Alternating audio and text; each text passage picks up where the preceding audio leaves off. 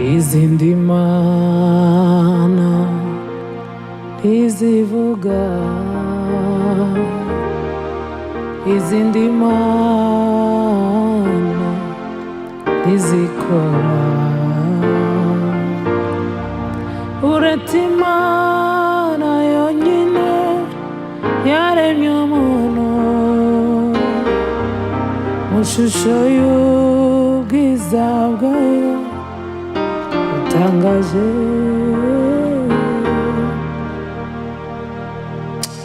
Uretse Imana yonyine yaremye umuntu mu shusho y'ubwiza bwayo butangaje.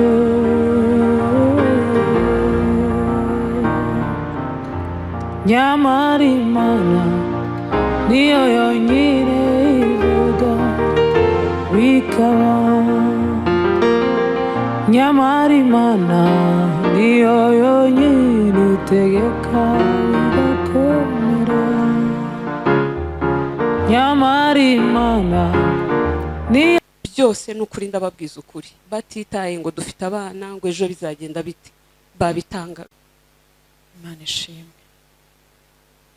Ndashimira mama kuba yarabaye umuyoboro agakoreshwa n'Imana, akaba afite umuryango ungana gutya, ni iby'agaciro gakomeye. Bavuze byinshi kuri mama, twari tuzi ko twisanzura tukavuga, ariko dufite abavandimwe benshi. Mama yarazi kubana na papa, ntabwo twari kwiharira amagambo twenyine, ndavuga mu munota umwe kandi Imana ibishobozemo.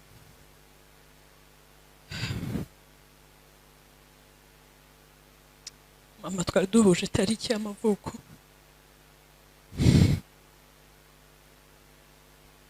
mu kwa 12 sinzi ko nzabigenza, ariko yaradusabye ngo dukomere, yari yaraduteguye, nzamukumbura cyane. Ndashimira mama yatwemereye gutegura ubukwe bw'umuvandimwe, yatashye kuwa gatandatu. Iyo ataha kuwa gatandatu umuvandimwe wanjye afite ubukwe ku cyumweru ntabwo byari gukunda. Ndamushimira rero kuba yaraduhaye umwanya tugategura ubukwe bw'umuvandimwe. Mama yatekaga, agatekera abantu benshi ndi kubona hano, agaha umumotari buri rugo akabashyira ibiryo. Mama dusigiye ideni rikomeye ry'urukundo, kandi turamwizeza ko tuzabikora.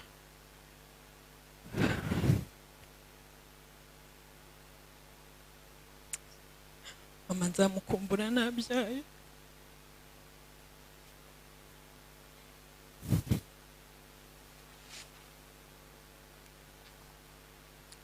Yarambwiye ngo muri Kongo iyo umuntu yabyaraga yinjiraga mu gipangu bari kuvuza ingoma. Icyo umudamu yakoraga wabyaye yarashinzwe kurya no kuryama gusa. Nibyo yankoreye, sinzi uko bizagenda, nari kumwe na mama, ariko turakomeye.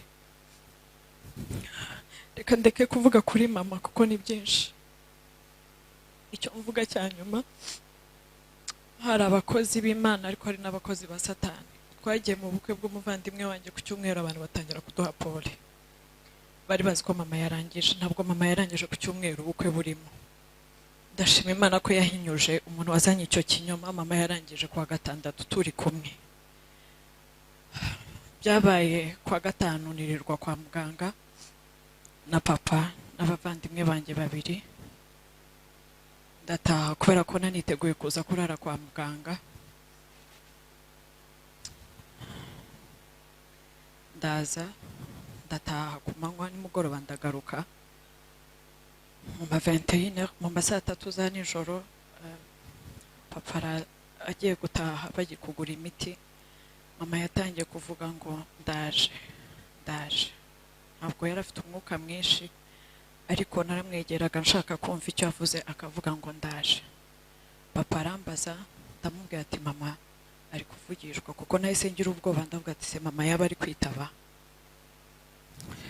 Byararangiye, barataha baransigansigarana nawe mu cyumba njyenyine. Shyiramo indirimbo za Wokovu, mama arazumva turi kuvugana. Ndamwegamiza musuka ibitota kuko yakundaga isuku. Nari mfite kuza bukeye bwaho nkamusiga verni. Yakundaga ibintu bisa neza. Hanyuma ndamusuka ibituta, mwiyegamije, ndamuryamisha, mushyiramo indirimbo za Okovu. Turazumva. Ijoro ryari rirerire, nkomeza gushyiramo n'indirimbo n'ubuhamya kuko numvaga atari ryo joro mama ari butahe. Nyuma yaho akomeza kumbwira ngo mwarakoze. Kubera ko ijoro ryari rirerire, ndasenga, saa 9 zigeze ndasenga. Ndavuga ati uko biri kose aya masaha niyo Imana ijya yumva abantu cyane. Ndasenga, mama yari akifite umwuka we, yari yarwaye inkorora ku buryo yahumekaga umuntu muri kumwe akabyumva. Maze gusenga, shyiramo indirimbo saa 10 ziragera. Nari mfite ukuboko kwiwe ngufashe ndi kumukandaho gatoya. Ndi kuririmba, mama arandekura. Aragenda. Ariko ikintu cyankomeje, yakomeje kuvuga ngo ndaje. N'abamarayika bamuhamagaye. Mama yagiye mu ijuru. Haleluya. Mama yagiye mu ijuru. Byageze mu masaha 11, ndakomeza ndasenga, numvaga ari bugaruke. Nahamagaye abaganga, hashize amasaha 2 ndi gusenga, ndi kumwe na mama yapfuye. Numvaga ari bugaruke. Nkora ahantu hose imitsi iterera, mama ntabwo yongeye gutera. Mugera ku mazuru numva ntari guhumeka, umutima ntiwateraga. Mufunga amaso, ndamuririra, ndamusezera. Nahamagaye papa, numva telefone itariho. Mamagara musaza wanjye bari kumwe. Ndamubwira ngo muzane mama imyenda tumuhindurire n'amashoka. Ntabwo nigeze mbabwira ibyabaye kuko numvaga ndi bubatera ikibazo. Abandi bose b'abavandimwe nahamagaye, nababwiye ngo baze mama aradushaka kuko numvaga batari bubone uko bahagera. Mama byarangiye. Ndashima Imana ko yampaye umutima ukomeye bigatuma mba gutyo. Rero nsoza, ndabashimira mwese, ntabwo nabona uko mbavuga. Mwaradukomeje, mwatumye dukomera, kandi mama ari kutwumva. Yadusabye gukomera, yadusabye kuba intwari. Na Salomo nubwo ari mutoya ariko n'umugabo. Rero ndabashimiye mwese, mama tuzamukumbura. Akanyuma mama yabanaga n'abantu bose neza, kandi no umuntu nkatwe umuntu ashobora kugira ideni. Umuntu mama yabasigiyemo ideni, azaze tumwishyure, turabagabo. Kandi nuho yarafitiye, wari umufitiye amafaranga, muzayaduhe nyamuneka. Rero mwakoze kudutabara. Turakomeye, turabafite. Imana ibahe umugisha. Roza yasagaseka, yagiraga ibyishimo bidasanzwe. Rero niko abana ba data bateye. Roza ko turamuvuga ko yarangije, ariko n'abasaza be niko bateye. No kuri n'abantu beza, dore ko bamuhaye nuje kumurwaza. Nabo ndabashimiye. Je ntabwo nigeze mbona papa na mama nawe aradusiga, ariko Roza kambera mama, basaza baje ni ba data, bademaye bose bakakunda.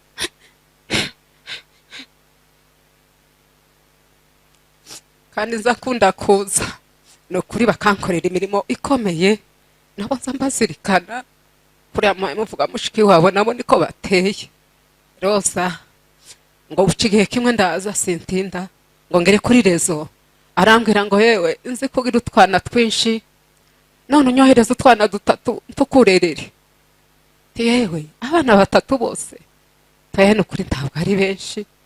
Naza kuri rezo yaroha kamantonganya ati se kutanzaniya abana.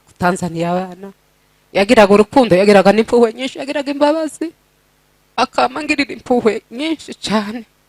Agasa kaho ibyanje no bimukorera, kandi agasa kaho yobyinengera kandi akabikora. Mwohereza umwana umwe, yaramaze umwaka umwe avuye hano aje kuramukanya uzabana nyine yamayicara. Yaramaze umwaka umwe, nimba yarazi ko Roza nyine agiye kugenda. Ibyo uwo mwana nabyo, ariko nawe yarihanganye. Yaravuze ati yanje we tugende, Roza yarwaye kandi avuye mu Buhindi, tibishoboke kuko ari urugendo, kandi nimukumva naracitse intege. Tuburo dusigira abana. Anje aricara ariko nawe ngo baramubwiye anje uri byicaro ngo barafata, ariko nawe yarakomeye. Rero ni ukuri Roza yari umwana mwiza, rwose ibyo twaganiraga byari byinshi, ibyo yankoreraga byari byinshi. None hasigaye mama musabiye iruhuko ridashira mu bwami bw'Imana. akoze. Reka twumve Petero ariko nawe ntareze ibintu. Ndabasuhuje mwese mu izina rya Yesu bari hano yose kuri uyu muryango munsi mukuru wa Roza. Numvishije mu mutima wanjye sindirimba, numva indirimbo iraje ngo je umerijua jina nzuri, jina la Mwokozi wetu linaimbiwa duniani pote na katika watu wote, linafariji moyo wa huzuni, latutia shangwe kuu katika shida na hatari. Jina hili linatulinda. Komera Mushumba Yohana liratulinze. Bwana asifiwe sana. Nico gituma ndibashuhuje. Iri zina lirakomeye cyane. Njyewe sinamanutse, ariko nageza nsenga Imana ndavuga ngo Mana, nimba ushaka ngo manuke kandi nimba nguma nisanga aho ndi, nisanga naragumye ruguru. Uko niko byabaye, n'ubumvuye Gahororo niho dutuye. Imana ishimwe iturindiyeho. Imana icubahiro iraturinze, ukuboko kw'Imana turi mu kukubona hari Gahororo, ni kuri rugamba rwose Imana iri mu kuturinda. Bwana asifiwe sana. Nico gituma avuze ngo Imana iraturinda. Komerere. Amarira y'umugabo ngo azatemba ajya mu nda, yanda ajya inyuma, yanda agatemba mu nda, twebwe ni mu nda. Uyu mukobwa niko mwita n'umwana wanjye. Uyu mukobwa sinari guhagarara cyane kuko tumuruta cyane. Arankurikirwa karindwi nkuko mukuru wanjye yavuze. Uko niko bimeze. Icyo nshaka kuvuga rero, ndashima Imana kuko yandinze abiri ya ruguru, nazaga gahoro ni ku misozi haragoye, ariko ndaza nshikari Buvira, ndashatse ibyangombwa muzi ibyangombwa bya Kongo ko biri bitinda, zamaze iminsi ine, bona kukibona ndaza ndavuga ngo reka inje mubone wenda nongere mukore mu maboko cyangwa musezereho, ariko ntibyakunze kuko niko Imana yabonye ntiduhagarika ubushake bw'Imana. Nashitse hari Kamembe na Kane ndarwara, igihe mbanza kwivuza kuwa gatandatu barambwira ati byarangiye, ariko nshima Imana kuko nabaye hano mu munsi mukuru wa Roza. Imana ishimwe, nkaba muherekeje. Imana ishimwe. Uyu mwana ni twe twamureze, yavukiye ku Bwegera, nari mukuru twaramureze na mama na data bagihari. Hari igihe kandi cyihunga bikomeye cyane, duhaye dushakisha uburyo bw'ubuzima. Ico gihe yavutse nuko turamurera, turazamuka dusubira ruguru. Rero umubyeyi wa mbere data arafa, mama arasigara. Urumva nije mugabo wahabaye, abacu bari barasigaye nije, aba bari abana ndabarera mu bibazo. Nukuri ubwo niko byabaye, ndabizi. Bene yimpa ntondera abana nzambabwira ngo mukomere yewe. Bwana asifiwe sana. Nkababwira ibibazo kugira ngo bahura n'ibibazo bazimenye uko bifata. Ubwo niko tubayeho. Imana ishimwe cyane. Nuko rero uyu mwana nije wamureze kandi ndamushingira.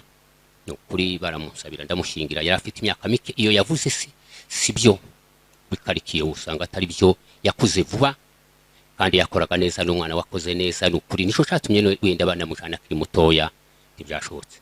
Baramujyana arafite imyaka munsi y'iyo 16, yari munsi niyo kuko nisi neza n'umunsi yavutse. Nuko rero aragenda. Sinavuga imirimo yiwe yindi yikanisa imbangiye kongera ibindi oya. Imyaka ntimumvishe imyaka bamaranye n'umugabo 39. Iyo myaka rero ntitwari kumwe nawe. Yewe ni uburere gusa no kubatizwa nkamushingira n'ibyo kuko ntokongera ibindi. Nuko rero twabanye n'uyu mwana, turamuze turamushingira aragenda. Ariko iyo yagiye nukuri bamufata neza cyane.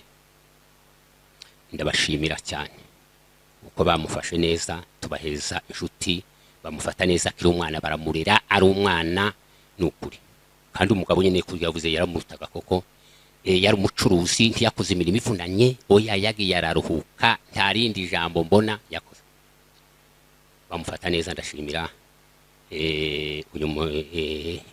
abasinga uko badufatiye umwana neza. Umuntu ugufatira umwana w'umukobwa nabi urababara, ahubwo yofata umuhungu nabi, ariko ntako ariko umukobwa abagukozeho ku mutima.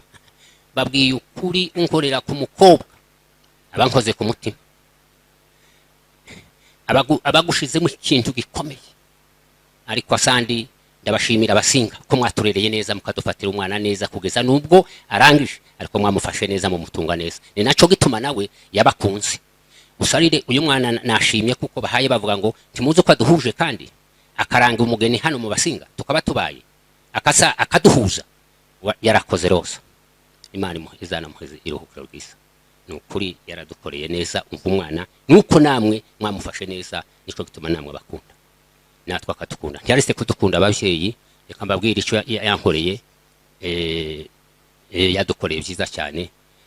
Nazaga ntanga nazaga nshika hakampeza, nashika mfite barumuna banje akampeza ihuza kantekerera nkaho ndi umukobwa we, ariko yarantekereye neza buri kanya. Nejo mundi yanohereje utuntu abikora. None rero turarangije, tubifuriza amahoro.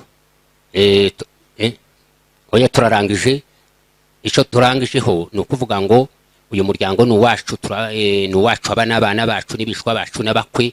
Ni ukuri turabakunze iteka ryose. Biravuye kuvuga kuri mama.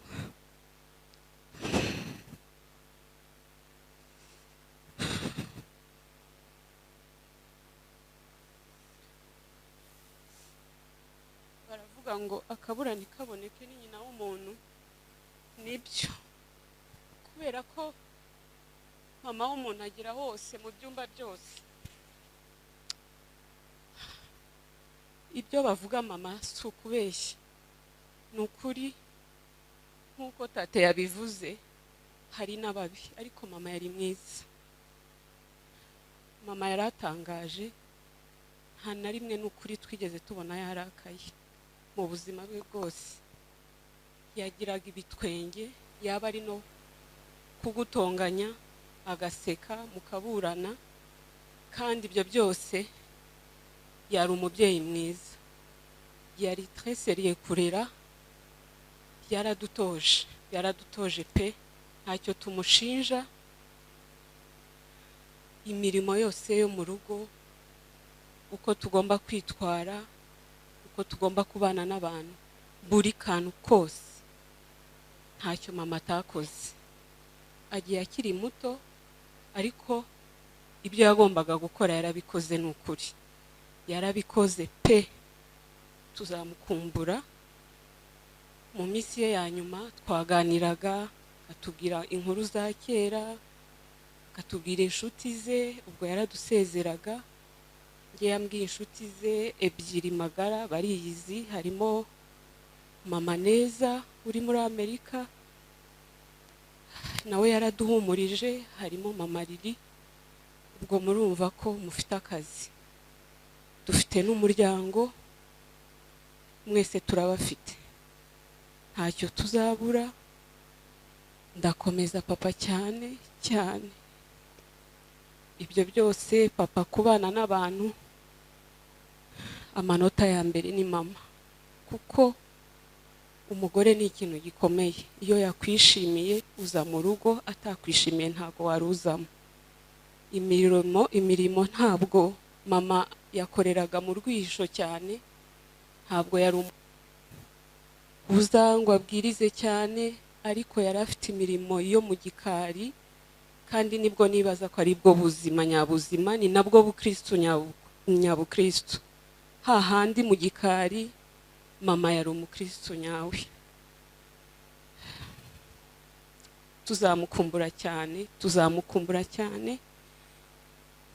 Abana bazamukumbura, bahoraga babaza ngo abandi ko bafite abagramere n'abagrampere, ngo none na gramere twari dusigaranye agiye mu ijuru. Abana kubyumva nabyo biragoye, ariko mama turamushimira. Yari umunyakuri, yari umunyakuri. Niyo mwavuganaga kuri telefone mufitanye gahunda, ukamubwira uti mu isaha ndaza, ntuyubahirize, byabaga ari ikibazo gikomeye. Yarakubwiraga ko ko wari uzi kutabyubahiriza, kubera icyo urinda umbeshya, wambwiye ukambwiza ukuri ko bitakunze, ko ntacyo bitwaye. Yari umunyakuri no kutudetaye n'utuntu duto, utuntu tunini, yari umunyakuri, ntabwo yakundaga umunyakinyoma. Nta n'umuntu batabanaga, yari afite maturité iri ku rwego rwo hejuru. Hahandi twebwe nk'abana tubabwira ati aba bantu bite, mama nta muntu yangaga, ntawe. Wa wundi uvuga uti uyu muntu ntabwo tumwizeye neza, ntabwo ibyo ngibyo yabikozwaga. Kandi ni nako na papa ameze. Kuvuga papa na mama, hari abagabo n'abagore babana ntibahuze, ariko ibyinshi bari bahuje. Urukundo hahandi ibyo bafite byose yonyine ivuga bikaba, nyamara Imana niyo yonyine itegeka bigakomera. Mana we utegeke kandi uganze ubugingo bwacu. Usiku kabla ya kuteswa Yesu alikusanya wanafunzi wake. Alifahamu kwamba saa yake ya kutolewa imekaa.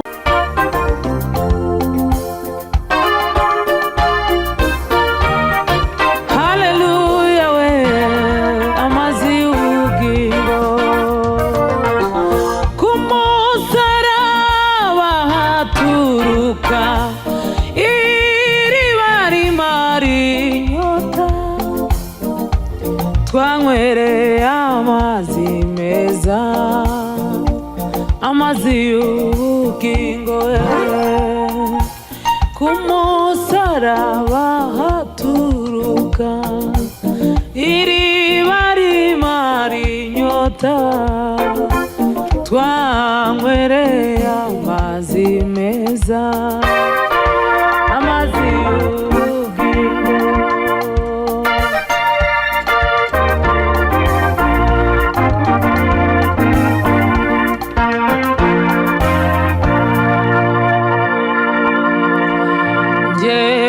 Nahisemo gukorera Yesu,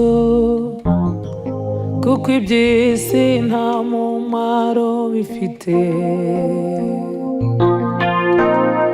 N'ab'isi bose bazanyanga, na Yesu yaje muwe baramwihakana. Ariko mwemeye wose bakizari izina rye, yabaye ubushobozi bwo kuba abana b'Imana. Ariko bamwemeye bose bakizera izina rye, yabaye ubushobozi bwo kuba abana b'Imana. Uwo Yesu namenye yandutiye byose, namuhaye umutima wanjye nawe yarampagije. Ntabwo byantera ubwoba, yambereye ubuhungiro. Ko bizamera kose azanyihanganisha.